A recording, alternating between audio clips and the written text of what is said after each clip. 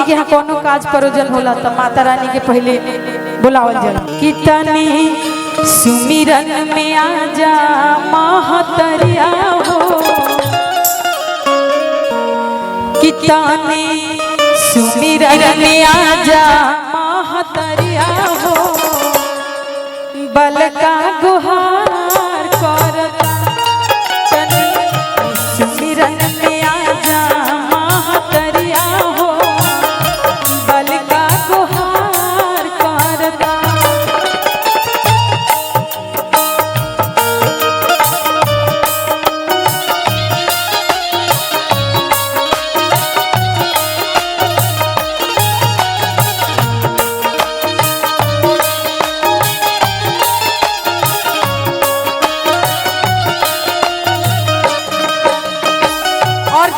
बहुत सुंदर यही में गौर भाव बा।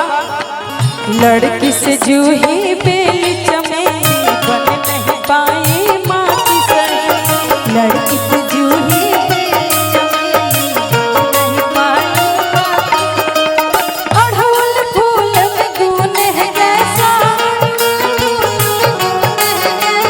राज आज बता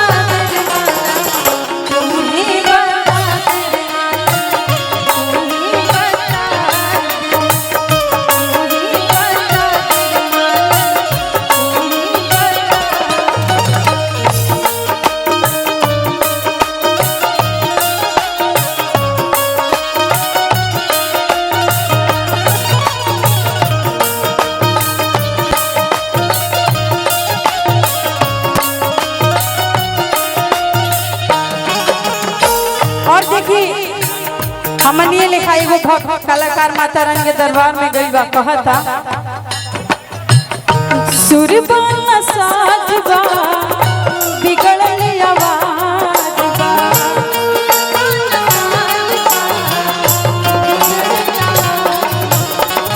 तोहर कृपा से मैया जानत समाज बा,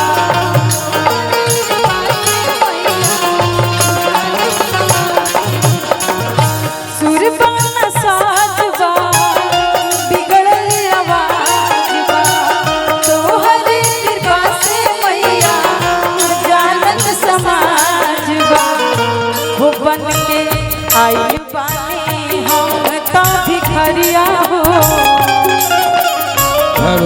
बन के आई बानी हम तो भिखरिया हो, बलका गुहार करता सुमिरन में आजा महतरिया हो, बलका गुहार करता। और यही में खूब सुंदर एगो गीत आवता देवी गीत।